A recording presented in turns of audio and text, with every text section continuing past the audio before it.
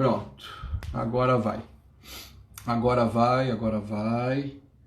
Já já eu já, na entrada eu já chamo. Pronto, vamos lá de novo. Acho que agora sai. Isso, vou tentar colocar aqui.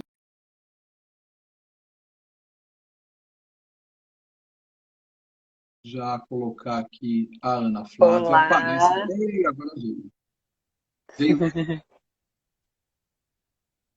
eu te ouço, você me ouve. Espera aí que eu estou quase vendo. Já estou te vendo, mas o... Será que é o meu aqui, gente? Hum, Você está me ouvindo, Ana? Eu tô te ouvindo, mas tá travada a minha imagem, né? Vamos lá.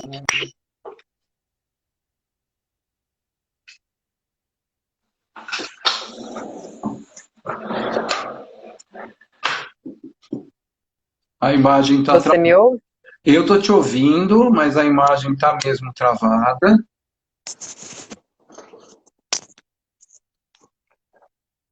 Deixa eu ver. Está me ouvindo agora? Alô, alô.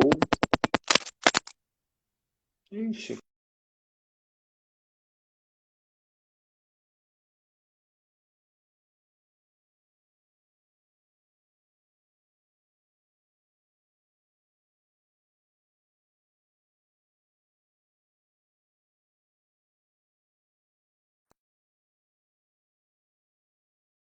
Você?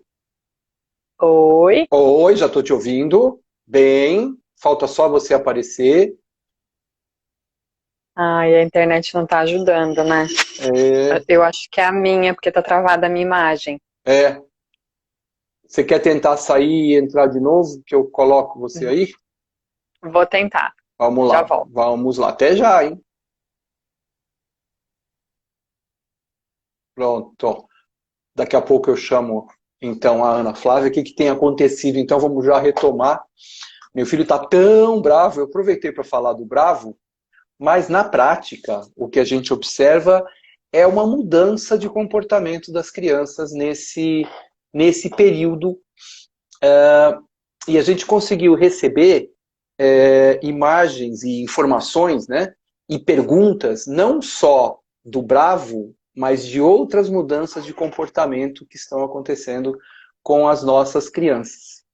E aí, hoje, nós vamos conversar, então está pedindo a entrada, já estou autorizando a entrada e chamando a Ana Flávia. Isso, deu. Por enquanto, Agora deu. vai. Agora, tomara que vai, peraí, você ainda está enrolando aqui, mas vamos conversando até você entrar. Você está me ouvindo? Eu te ouço. Tá, eu também estou te ouvindo, vamos ver se é a tua imagem fixa, É... porque por enquanto ela está travada mesmo. Bom, mas de qualquer forma, você vai falando se você não ouvir, tá? Manda Tá. recado aí. De qualquer forma, o que tem acontecido, vamos ver se você entra, né? E tá... Será que é aí mesmo, né? Eu acredito que sim, eu coloquei no 3G, mas Não, não rola. não. É, Vamos ver se ela estabiliza. tá, então vamos indo. Então, tá congelado, mas daqui a pouquinho vamos ver se você entra.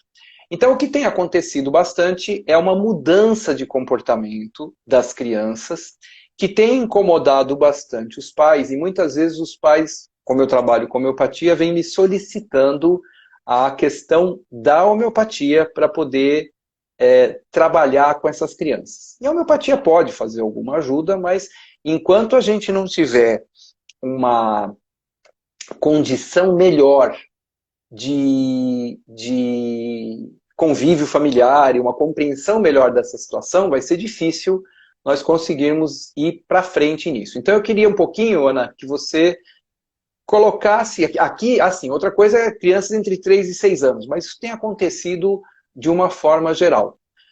Olha, Ana, estão perguntando, sugerindo para você tentar um Wi-Fi para ver se conecta melhor. Bom, Então, eu entrei pelos dois canais, pelo tá. Wi-Fi e pelo 3G. Os dois ficaram travadas a minha Ficaram imagem. travados. Tá. Vai tentando andar com o seu celular por aí pela casa, vai que, né? Bom, então conta um pouquinho do que acontece neste momento e aliás, do que acontece nessa faixa de idade normalmente, que é esperado, e o que está sendo um pouquinho diferente do que é esperado. Tá.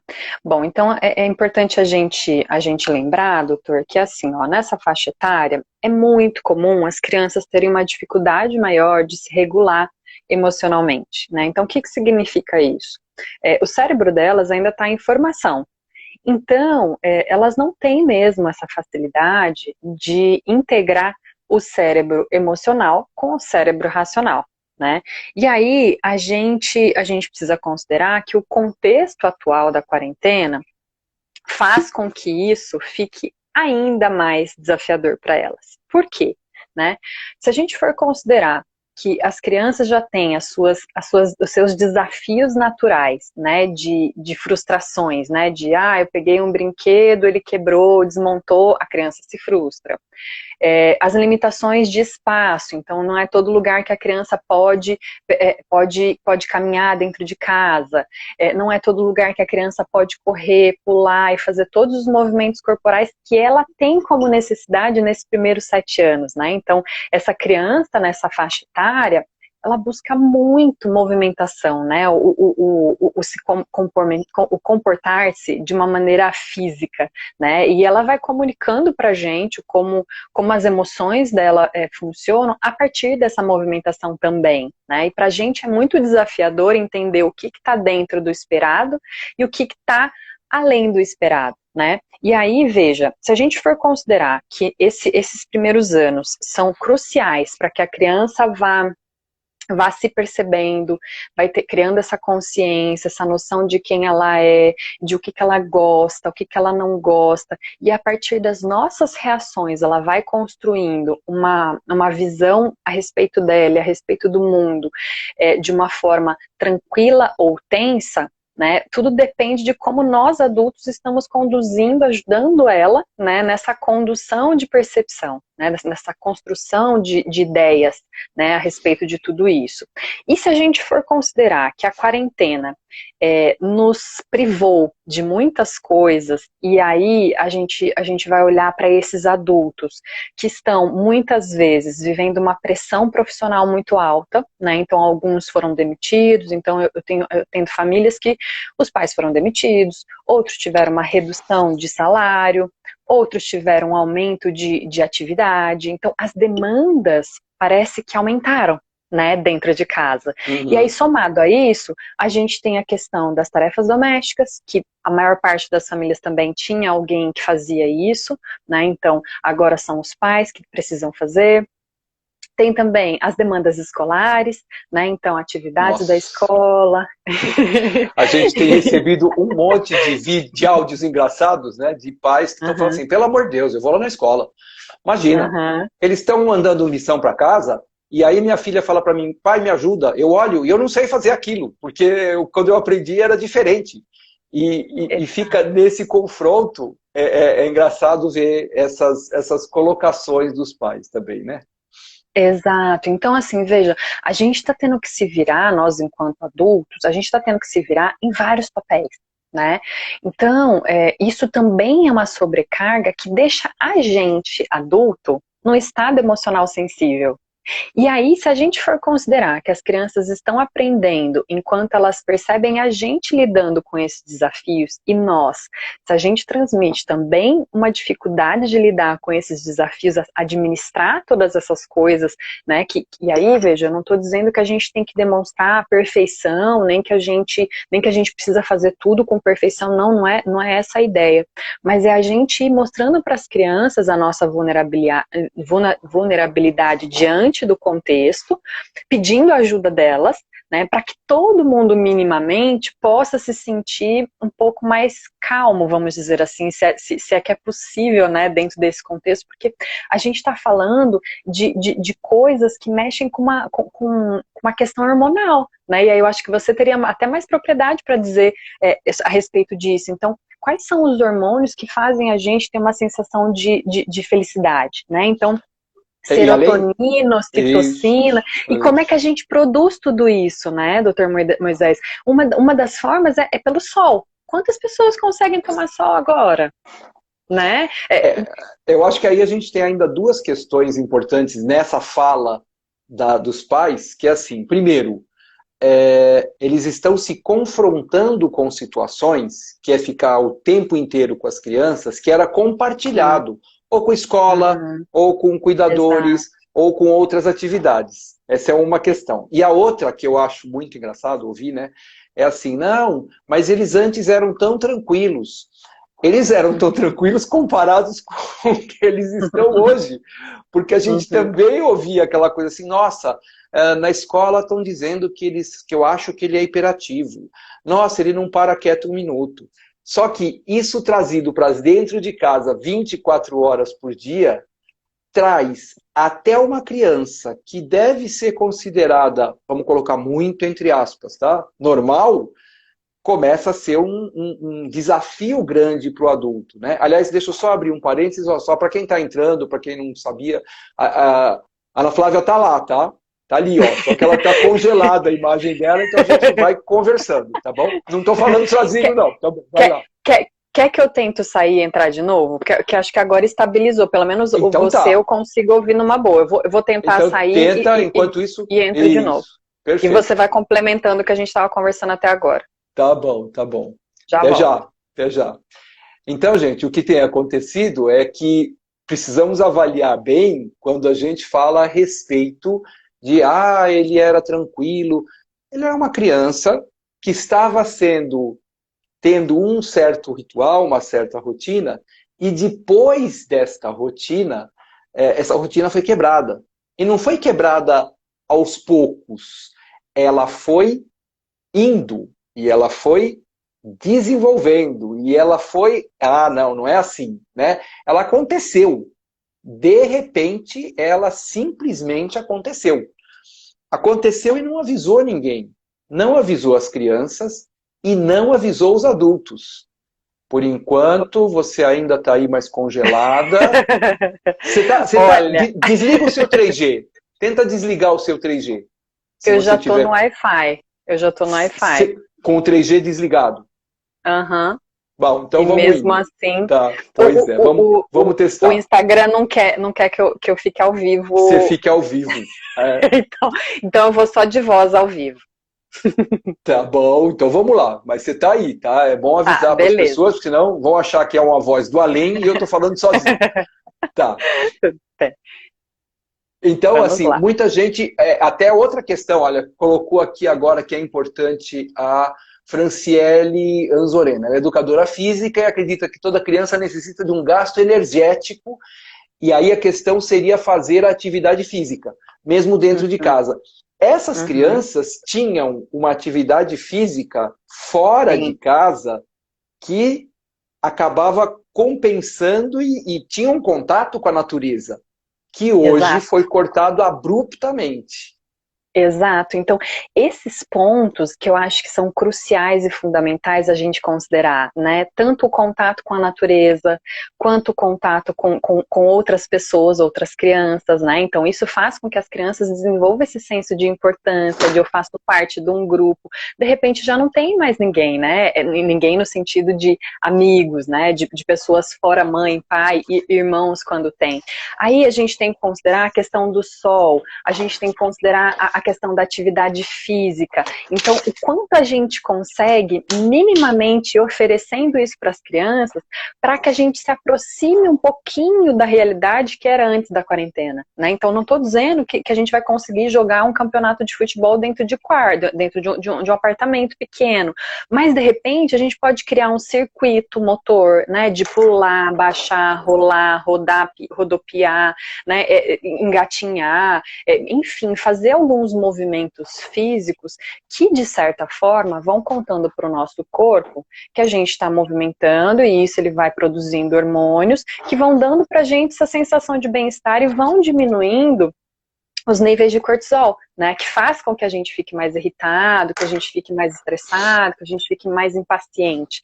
Então, não são só os adultos que estão com o nível de cortisol muito alto hoje, né, as crianças também estão, né, e por quê? Né, porque esse contexto mudou de uma hora para outra. Então, para a gente adulta é difícil administrar.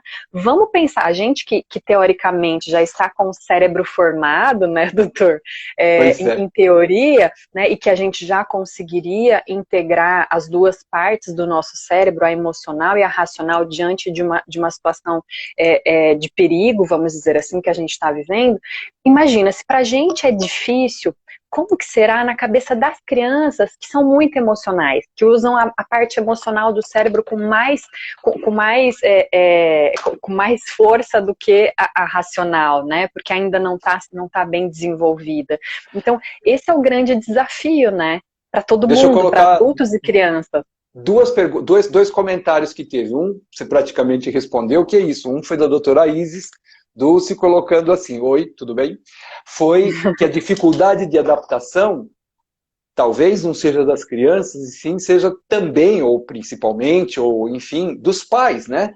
Com essa mudança. E aí a Tânia Rudnick coloca a seguinte mensagem, né? Estamos eu, meu marido, meu filho de 7 anos e meu mais novo de 2 em um apartamento de 50 metros sem sacada, tentando minimizar os efeitos ruins da quarentena.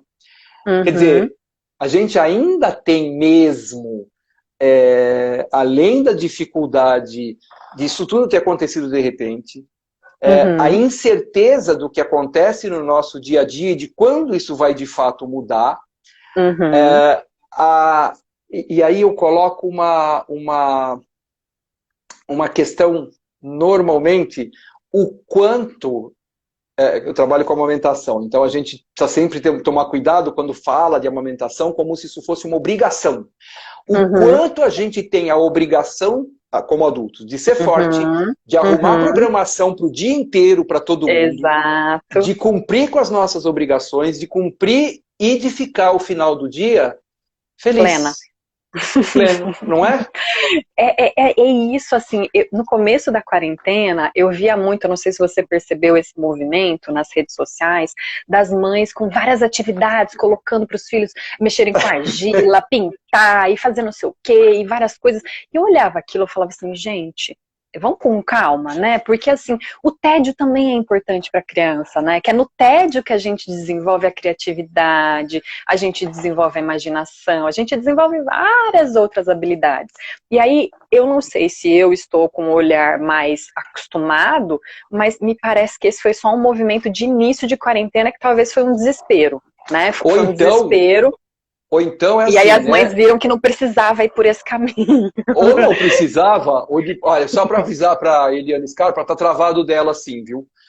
Nós estamos conversando só para ir de novo avisando, mas ela tá lá, tá? Ela tá lá. Que de repente acabou a criatividade, né?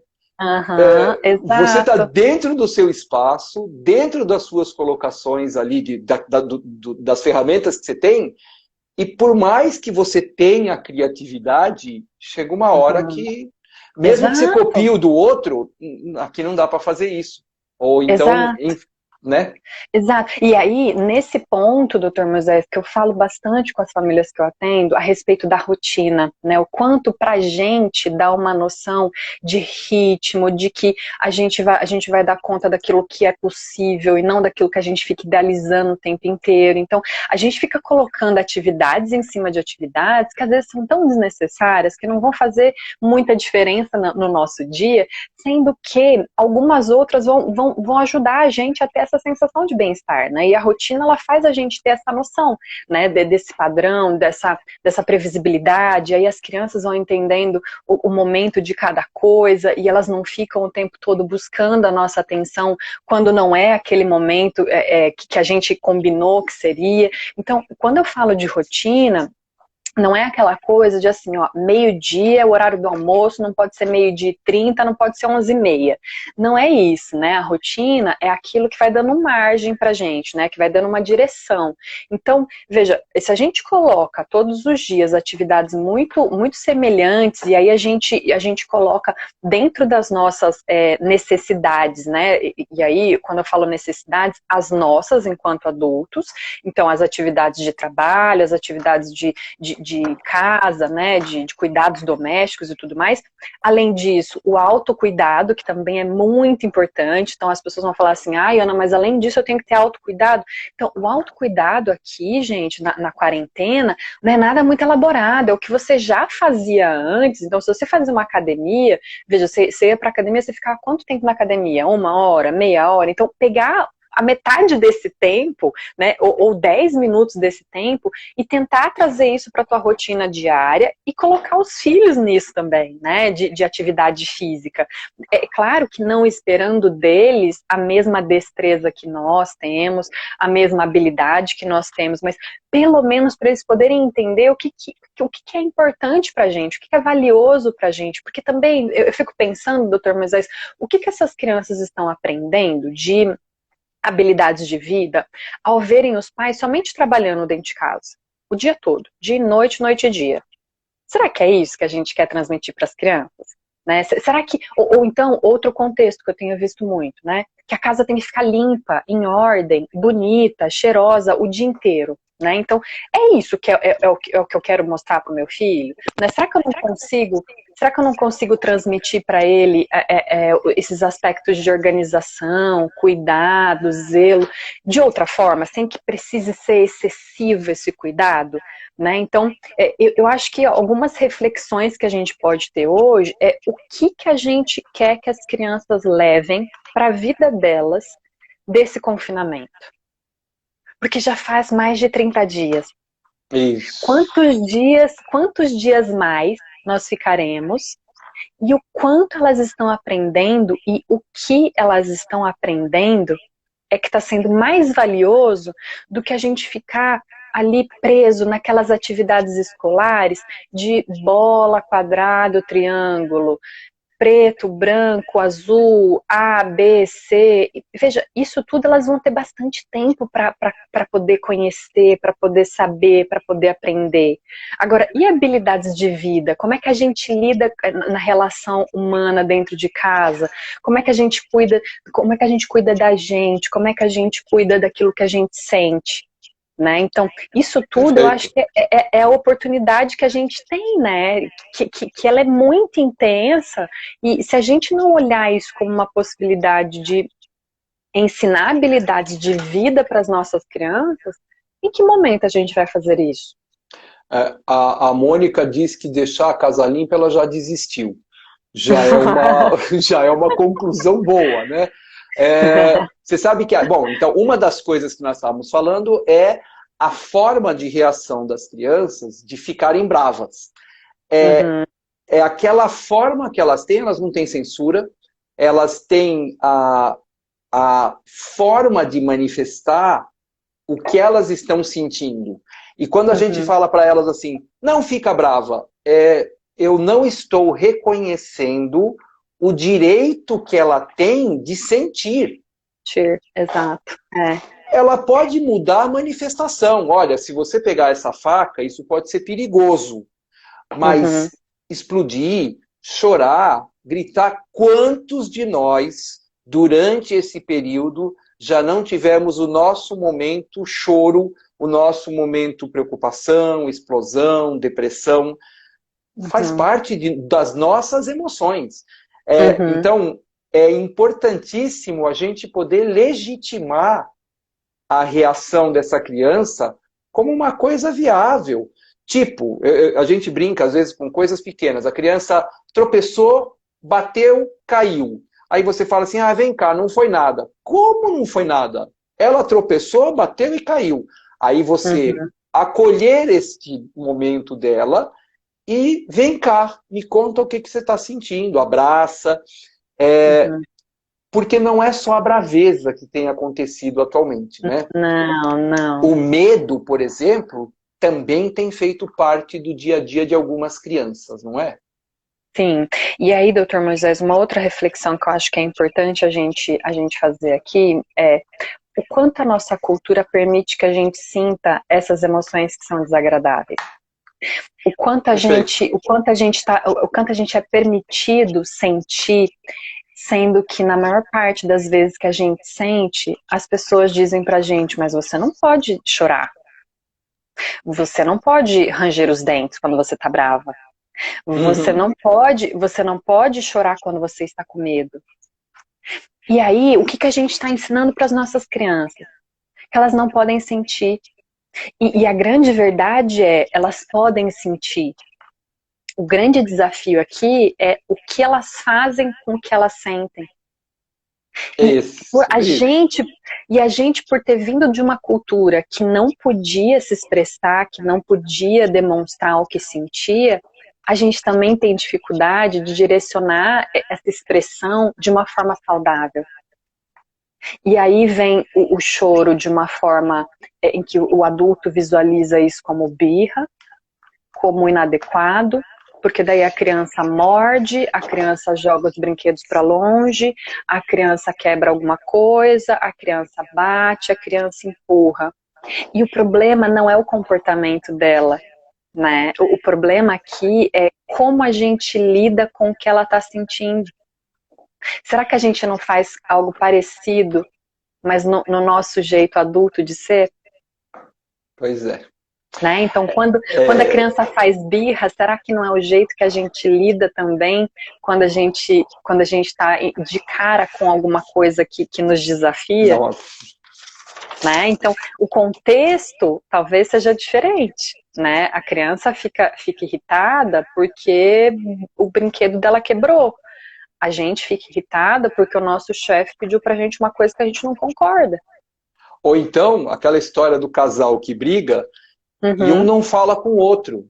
uhum, Ou só porque você me pediu isso agora, eu não vou fazer isso. Qual é a exato. diferença disso para a birra da criança de 4 anos de idade? E aí a gente vai para esse mesmo caminho, né? De punir, de humilhar, de envergonhar. E a gente não ajuda a criança a identificar o que ela está sentindo e nem o que ela pode fazer com o que ela está sentindo. E aí eu trouxe alguns materiais aqui, eu queria mostrar, e tá travado. Ah, Ah! bom, Porque bom, esses materiais, eles ajudam as crianças, porque assim, ó, as crianças menores de 6 anos, né, essa faixa etária que a gente está falando, elas precisam de coisas visuais, concretas, para poder tá, ajudá-las nesse processo de regulação emocional. Então eu vou descrever o que eu trouxe aqui, para ver se tá, já vocês ajuda. conseguem Vamos lá. acompanhar o que eu trouxe, tá? Então assim, eu tenho uma caixinha, simples, tá? É uma caixinha, pode ser uma caixinha de sapato, enfim, qualquer caixinha que vocês tenham aí em casa. E dentro dessa caixinha, vocês vão colocar alguns recursos que podem ajudar a criança nessa hora que ela tiver com medo, com raiva ou triste. Então, o que pode ser isso, tá? Então, eu coloquei aqui uma máscara daquelas de dormir, dos Minions, bem engraçadinha, bem bonitinha, para as crianças colocarem, que aí quando elas estiverem com isso aqui no rosto, a gente sabe que elas estão no tempo delas de se acalmar. Então, esse é um sinalizador para os adultos não atrapalharem esse momento, né, que é da criança. Legal. Esse é um recurso. Aí eu tenho aqui também bolhas de sabão. Então, enquanto a Hum, criança está fazendo bolhas de sabão, ela está colocando o cérebro dela para fazer um outro percurso, né? E aí ela tira o foco da raiva e coloca o foco dela para fazer a bolinha e olhar a bolinha, o caminho que a bolinha vai seguir, para onde ela vai voar e tudo mais. E isso vai fazendo a criança ser levada para um outro lugar emocional. legal. Outra coisa que eu tenho aqui são as massinhas, né, as massas de modelar.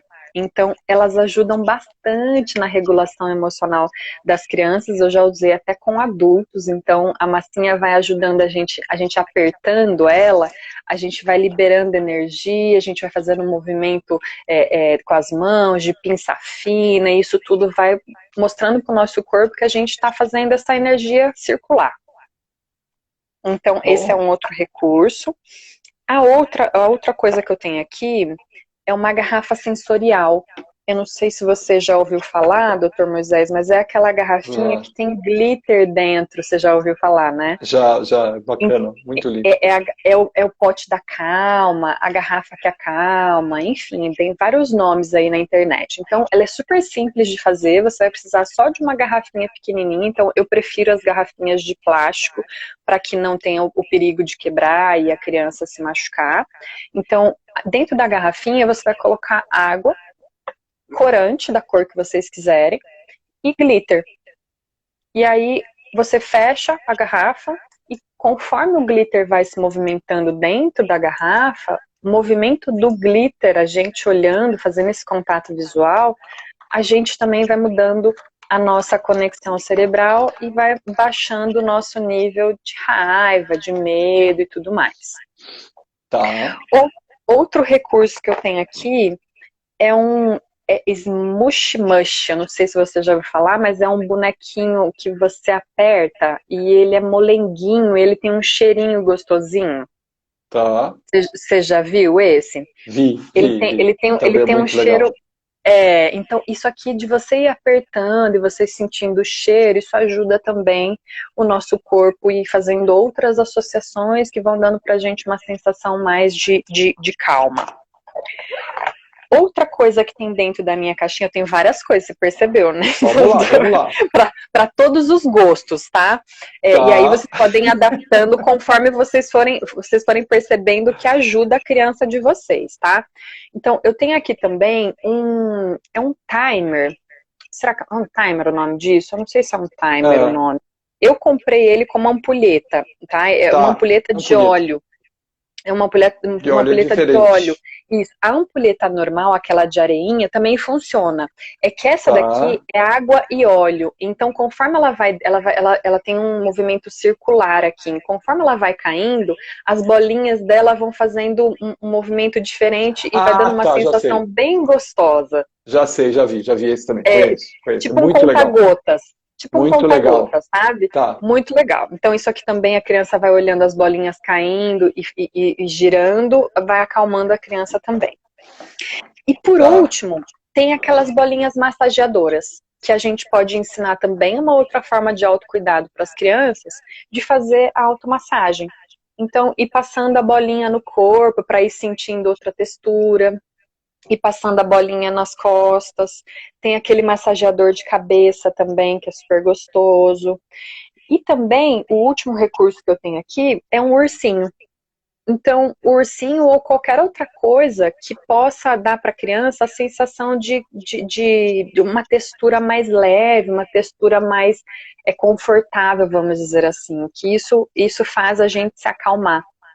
Tá. Então, a gente pode colocar o que a gente quiser dentro dessa caixa, tá, doutor Moisés? Eu dei aqui algumas ideias, mas a gente pode colocar o que a gente for pesquisando com a criança, que faz ela se sentir mais calma, mais feliz, mais tranquila. E aí, aos poucos, ela tendo contato físico com todas essas coisas, faz ela dar um novo significado para aquela situação, para aquela emoção, e aquilo que ela está sentindo vai se ressignificando. Tem uma fala aqui da Laís B. Pena, que ela coloca assim: já fizemos o pote da calma, mas quando ele está bravo, ele não aceita nada disso. Longe. A questão é assim, a gente também precisa reconhecer um tempo dessa criança. Você pode oferecer, se ela não quer naquele momento, você sabe que eu escrevi, eu estava procurando para ver se eu achava. Tem um texto que eu coloquei no Instagram em 10 partes, que se chamava 10 razões para atender o choro da criança. E eu encerrava esse texto, eram 10 razões, eu ia colocando alguma coisa no dia, e no último, eu lembro que eu coloquei uma coisa que me veio assim muito, muito claro naquele momento, assim, qual é a diferença de avós e dos pais? A criança está chorando, os pais mais acolhedores vão lá e falam assim: o que você tem? Vem cá, não chora. Por que você está chorando? Os avós pegam a criança no colo, acalmam esta criança, acolhem aquela dor e aquele sofrimento daquele momento, e quando a criança se acalma, eles vão tentar entender o que aconteceu. Mas ele é bravo e ele bate. ele é bravo e ele bate, respeita um pouco esse tempo, né? Eles têm o direito de ter o tempo deles com isso, né? Sim. É bastante complicado. E algumas coisas nós vamos conseguir resolver, mas outras vão precisar de uma ajuda profissional. Exato. E o momento está em determinar qual é o momento onde eu consigo e aonde eu devo parar isso. Qualquer situação mais traumática requer mesmo, às vezes, ajuda do profissional. Mas eu me Exato. lembro dessa história dos avós, né? Os avós abraçam, Sim. não fazem nada. Não fazem, abraça, Exato. acolhe, e a gente fica com bronca de não entender por que eles gostam tanto assim dos avós, né? Eu gosto de lembrar que o nosso cérebro, quando ele entra nesse estado aí, né, de cortisol muito alto, ele leva pelo menos 6 segundos para retomar ao estado anterior. Então, 6 segundos pode não parecer muito. Nossa! Mas se a gente fosse criança, isso seria uma eternidade. Se a gente considerar essa informação, doutor Moisés, a gente precisa entender que a criança tendo o tempo dela para sentir aquilo que ela está sentindo, e óbvio, né, a gente resguardando a segurança dela e a segurança de outras pessoas, será que o momento seria de, logo quando ela demonstra pra gente, a gente dar uma opção para ela, ou a gente, antes dela ter um comportamento desse, antes dela demonstrar que ela tá irritada, antes dela ter, seria o momento da gente conversar a respeito disso. Porque muitas vezes a gente quer resolver o problema no pior momento, né? Que é o momento que nem nós e nem a criança está preparado para fazer alguma coisa com aquilo. E aí a gente quer que a criança se acalme e a gente não tá calmo. A gente quer que a criança não jogue as coisas, mas a gente não sabe o que fazer, né? E sendo que a gente não se preparou para isso. Então, veja, se é esperado que a criança, né, eu já conhecendo a minha filha, eu entendo que ela tem 1 ano e 3 meses.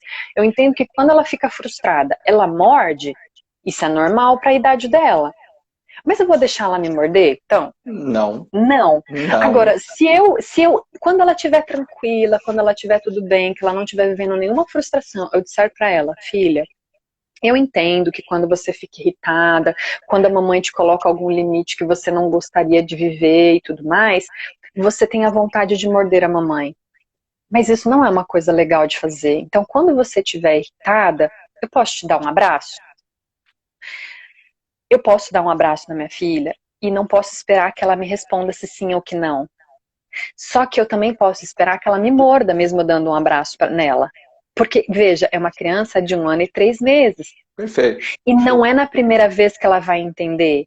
Não é na segunda. Eu vou precisar ainda treinar muito tempo com ela, essa ferramenta do abraço, até que isso faça sentido para ela. E outra coisa que eu digo é, filha, tudo bem, você tem o direito de ficar irritada, você tem o direito de ficar nervosa, você tem o direito de ficar muito incomodada com isso que está acontecendo. Só que você não tem o direito de me morder e eu não vou permitir que isso aconteça. Então, eu tenho que saber o que eu posso fazer quando a coisa acontecer. Então, eu me antevendo, eu consigo prevenir esse comportamento e eu consigo, quando ele acontecer, pensar na melhor forma de agir. A minha filha precisa de mim perto dela, ou ela precisa que eu me distancie, ela se acalme, e assim que ela estiver mais calma, eu consigo dar um suporte melhor para ela. As crianças, quanto menores elas forem, o abraço, o colo, às vezes é a única alternativa, é a única solução. E tudo bem, a gente não precisa falar nada, a gente não precisa fazer nada além do colo. Perfeito. E aí a gente fica pensando em 1000 coisas para fazer, ou então dar o sermão nessa hora, sendo que a criança não vai escutar nada do que a gente vai falar. Porque o cérebro dela não tá focado nisso. E aí, bom, deixa eu só colocar, abre um parênteses aqui, estão perguntando se plástico bolha vale. Vale, né? Tá. Deixa vale eu só também. retomar Se a criança questão, gosta, vale. Você falou a história do castigo e eu queria colocar 2 questões que eu acho sempre importantes neste momento, né? Uma é essa história do cantinho do castigo, 1 minuto por ano. né? Uhum, uhum. Um monte de gente usa isso e eu fico imaginando, eu tô com 63, cara, eu ia ficar 1h30, 1 hora de castigo lá Aham, esperando alguma coisa mudar, né? Não sei se ia resolver muita coisa. Então, uma uhum, delas é isso.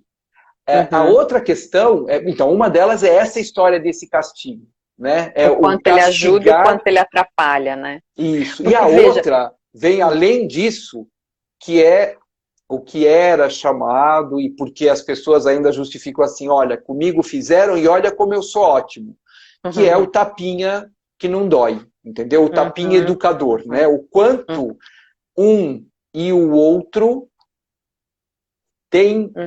qualquer função em termos daquilo que a gente quer comentar a respeito de educar uma criança. A única função que eu vejo, Dr. Moisés, tanto em uma ferramenta quanto na outra, e aí quando eu falo de ferramenta, é porque elas são vendidas dessa forma, né? Então é cantinho do pensamento, cadeirinha, cadeirinha do bem, eu já vi vários nomes, né? E a palmada, o tapinha, só um tapinha no bumbum, né? A gente vai colocando Uhum. nomes bonitinhos para minimizar. Eu vejo que a única função dessas ferramentas nada mais é voltado para a gente se acalmar, para a gente, enquanto adulto, ter o nosso tempo e a gente não olhar para aquilo que é desafiador para a gente. Porque, veja, quando eu coloco uma criança sentada numa cadeira, uma criança de 4 anos, que não tem a menor maturidade neurológica para poder entender o que eu estou fazendo ela sentir naquele momento. Você acha que ela está sentindo, nossa, que adulto encorajador, né? Ele está me fazendo pensar em várias coisas. Ou ela estaria pensando, que ódio da minha mãe, eu odeio ela porque eu tô aqui sentado sem fazer nada, que saco. Sem contar que às vezes esse castigo não é para a criança, né? É para a gente, Uhum, porque a gente fica uhum, lá, que a você gente tem que ficar quer. sentado aí. Não, você tem que ficar sentado aí. Você vira as E costas, a, levanta. Não, fica aí. Você tem que ficar uhum, olhando o castigo. uhum, Quer dizer, uhum, uhum. que E é vantagem, né? aquele.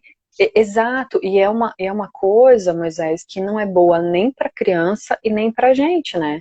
Porque a gente fica num lugar de controle sobre essa criança e a gente passa a não fazer com que elas consigam ir desenvolvendo esse autocontrole, né? Esse controle interno de como é que eu posso ir criando responsabilidade diante das coisas que vão me acontecendo, né? Então, eu tô mostrando para ela que ela tá na minha mão, né? Que eu é que dito para ela o que é certo, o que é errado, e ela tem que simplesmente fazer.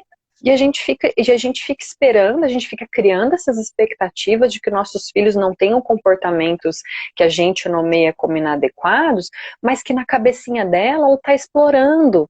Ela está explorando o corpo, ela está explorando o mundo, ela está explorando um monte de capacidades que eu costumo dizer que eles são pequenos cientistas, né? Eles ficam fazendo várias experiências para chegar a alguma conclusão, para entender alguma coisa, e às vezes a gente não vai conseguir compreender com a mesma clareza que eles, porque o cérebro deles é diferente do nosso, né? E se a gente não olhá-los dessa maneira, a gente vai por esse caminho da punição, do castigo, do tapa, do bater só um tapinha, e quanto isso tudo está fazendo a gente se desconectar dos nossos filhos, ao invés de mostrar para eles que, olha, mesmo quando você estiver num momento desafiador, eu estarei com você para te ajudar a passar por ele. Porque a impressão que eu fico, doutor Moisés, é que assim, a gente só vai aceitar os nossos filhos quando eles se comportam. Quando eles não se comportarem, a gente quer distância. A gente quer eles longe, a gente quer eles quietinhos. Então, será que é esse tipo de vínculo que a gente quer criar com os nossos filhos? Né? De que eles vejam a gente dessa forma, com medo. E olha, além do que, bom, só para complementar, a Cláudia Barges que chegou agora há pouco, e ela fala do cantinho da calma, sem parecer Uhum. castigo, porque um canto para se acalmar ainda me parece um castigo. Né?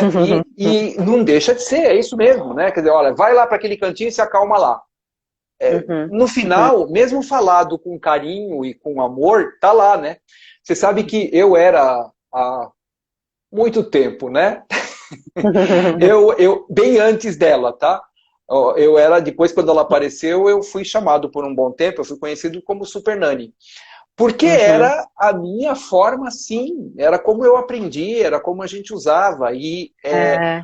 o tempo foi passando e a gente começou a compreender muita coisa, principalmente quando você aprende sobre o que é o desenvolvimento neurológico, de consciência da criança. Então, por exemplo, quando eu falo assim, ela está fazendo birra, eu estou querendo dizer o seguinte, que ela não gostou do que eu fiz, que ela está maquinando uma forma de que a próxima vez que eu fizer isso, eu vou me jogar no chão, porque eu sei que meus pais não gostam, e aí eles vão fazer o que eu quero. Olha, pelo menos 6 anos de idade, para a criança conseguir ter esse raciocínio todo. Né? Exato. Não é? Eu acho que tem um exemplo que confirma isso que você está dizendo, doutor Moisés, que é a questão do coelhinho da Páscoa, do Papai Noel, do Saci Pererê. Quando que eles começam a entender que não existe? Que não existe coelhinho da Páscoa, que não existe Papai Noel, depois dos 6 anos. Então, antes disso, não dá pra gente esperar que eles tenham grandes noções de várias coisas, né? Que eles não têm. O funcionamento neurológico deles não tem a capacidade de toda essa noção que a gente está falando eu sou um ser maquiavélico que estou criando uma situação aqui para colocar o meu pai assim, para ficar enlouquecido. E a gente começa a olhar as coisas de uma maneira muito pessoal, né? De que eles estão fazendo de propósito para apertar o nosso botão da impaciência. E a gente não olha as crianças como elas têm necessidades. E aliás, gente também tem, né? Deixa eu aproveitar para indicar, gente, vocês estão de quarentena, vejam o desenho divertidamente. Eu acho que esse é um clássico que não é, que é considerado um desenho infantil.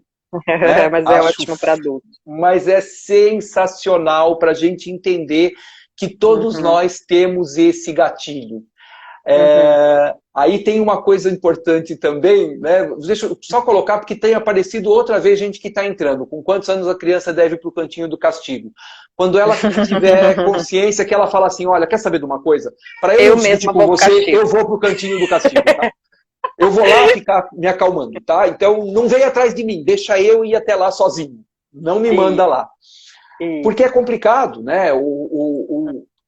Aqui tem o Gustavo, ele é pai de uma criança que eu acompanho também, né? Que ele fala assim que os dois estão em home office, e o bebê tem 8 meses e meio e fica bravo porque não consegue que fique com ele em algum momento. O melhor modo para acalmar, ficar com ele.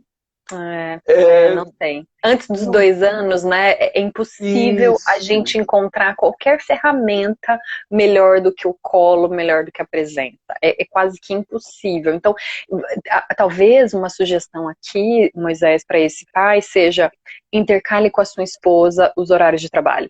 Né? Então, de manhã você trabalha e ela fica com o bebê, à tarde ela trabalha e você fica com o bebê, à noite, quando ele estiver dormindo, vocês se empenham mais no trabalho. Enfim, a gente vai ter que olhar para esse bebê como ele tem necessidades muito maiores do que as crianças a partir de 2 anos. Né? Não que as de 2 anos não tenham, mas vai diminuindo conforme elas vão crescendo. Né? Mas quanto menor a criança, mais essa necessidade de presença física elas têm, mais a necessidade desse contato físico elas têm. E se a gente não suprir isso, elas vão pedir como?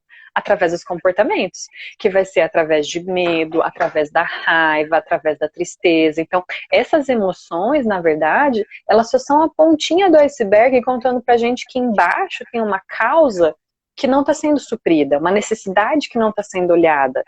E aí ela vai aparecer através do choro, através da mordida, através da raiva, né? Então, tudo isso a gente precisa olhar como sinalizadores, como tem alguma coisa ali que eu preciso olhar, né? O que minha criança está me dizendo a respeito do que ela está sentindo, né? Como eu posso ajudá-la a passar por isso sem que a responsabilidade total seja minha, né? Como eu... Porque a gente também fica com isso, né? De você que sabe que eu estava discutindo outro dia, eu vou ainda falar, vou escrever sobre isso, tá? Que a gente estava comentando aqui que quando nasce uma mãe, aumenta um hormônio que se chama culpotonina. A culpotonina é um hormônio sensacional, tem uma ação importantíssima e toda vez que eu estou no meu consultório e a mãe está meio ansiosa, tá, eu sempre coloco duas coisas. Assim, primeiro, você nunca vai ser a melhor mãe do mundo. Uhum. Porque a melhor mãe do mundo é a minha. Então não tem lugar para dois. Então, seja o melhor que você conseguir ser, sabendo que vai acertar, que vai errar, que vai fazer coisas que vão trazer resultados que você não esperava, que vai não fazer coisas que vão acontecer o que você esperava, enfim. Na prática, é um aprendizado constante de ser mãe, ser pai e ser filho. Exato, exato. E a gente não atribuir as nossas cargas de responsabilidade para os nossos filhos e nem as cargas de responsabilidade dos nossos filhos para a gente, porque a possibilidade disso futuramente virar um fardo para outras pessoas é gigantesca, né? Se eu ensino para o meu filho que eu sou responsável, completamente responsável, né? Não estou dizendo que eu não seja, eu sou, mas é 50%, né? Responsável por ajudá-lo nesse processo de autorregulação, lá na frente, quando ele começar a namorar, quem que vai ser responsável por isso? A namorada, o namorado, né? E aí é natural que a gente tenha pessoas com grandes dificuldades de regulação, porque elas não entenderam que elas eram também responsáveis por esse processo, né, de autocuidado. Mas por que elas não aprendem isso, né? Por que nós somos tão analfabetos emocionalmente falando?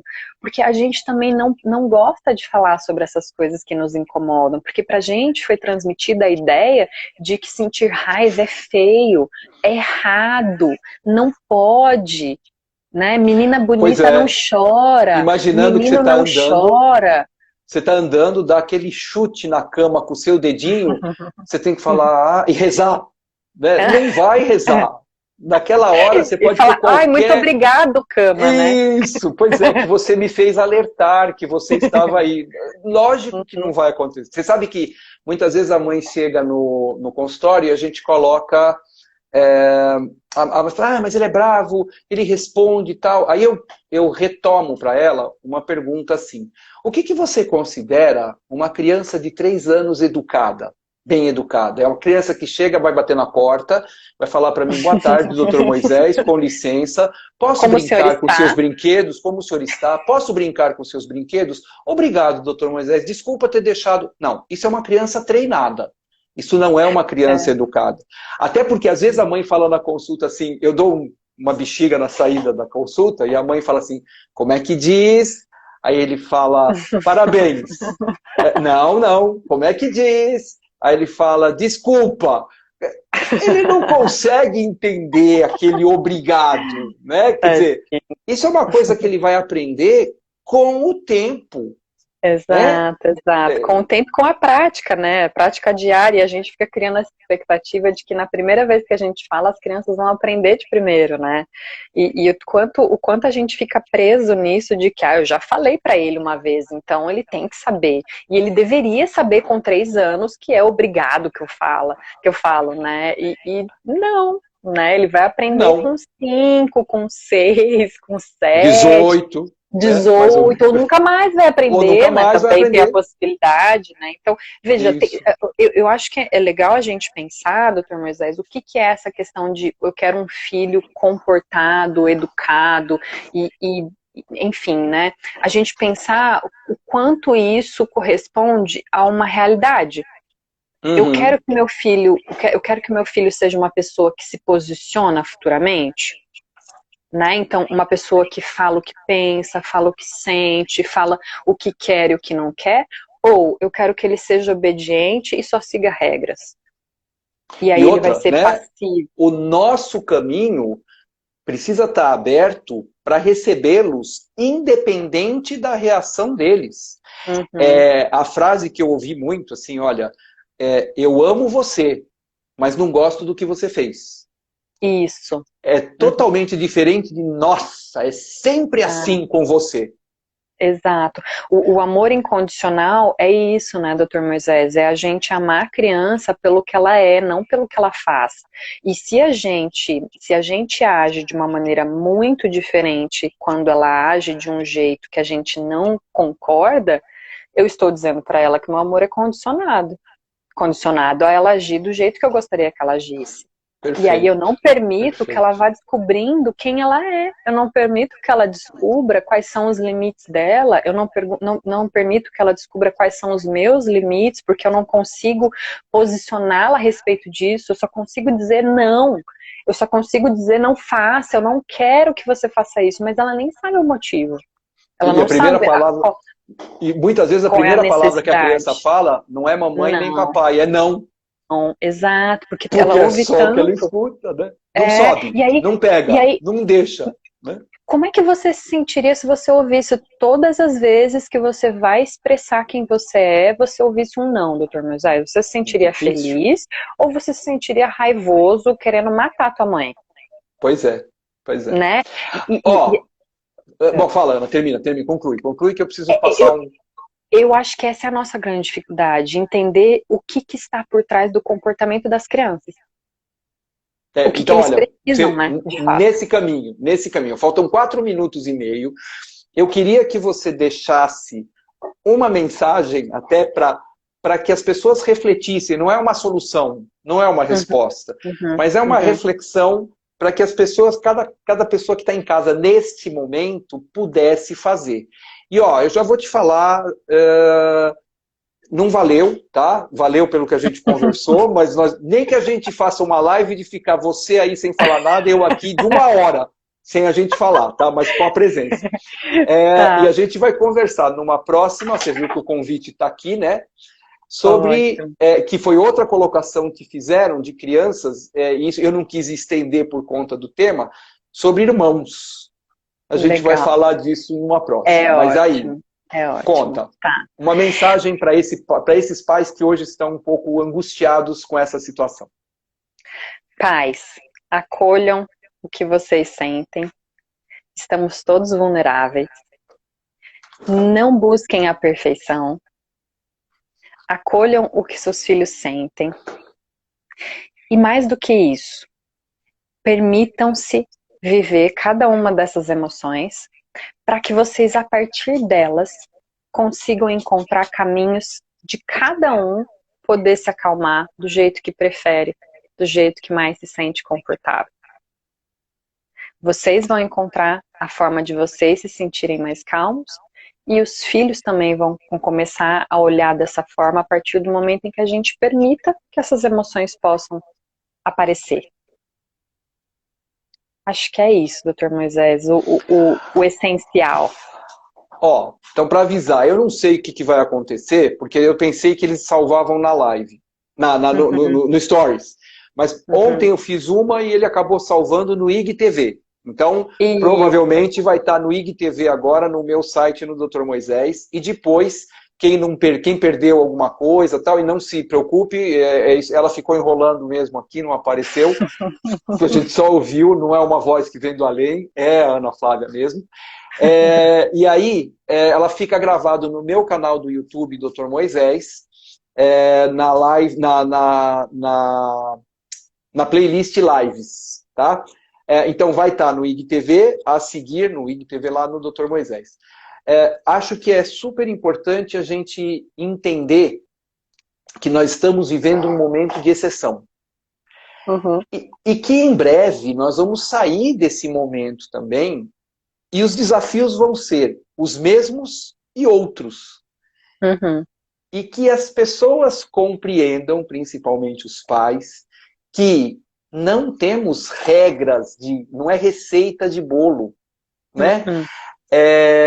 Cada família vai encontrar o seu caminho, a sua trajetória, mas estes caminhos precisam estar abertos, esses caminhos e esses canais precisam ser de ida e volta.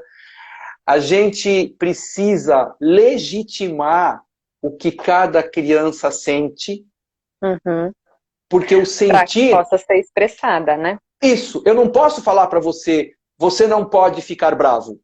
Lógico que pode. Ah, mas você não pode ficar bravo e me bater. Beleza, tá bom? Ana, Uma pena, mas foi brilhante assim mesmo, adorei, tá certo? Que pena que ficou travada a imagem. Não, mas a gente vai testar uma nossa na próxima, a gente testa antes e tenta ajustar isso. Tá ótimo. Você já viu que tem próxima, imagina, é um convite e quase intimação de todo mundo que estava ouvindo e vendo você aqui, tá bom? Que bom, que bom. Falou, muito obrigada obrigado. pelo convite, a gente se fala mais vezes. Ah, sim, como que as pessoas te encontram? 25 segundos, rapidinho. Terapia de criança é o meu Instagram, ou contato@terapia de criança, também estou online pelo e-mail. Lá no meu Instagram tem todas as formas de vocês me acessarem. Beleza.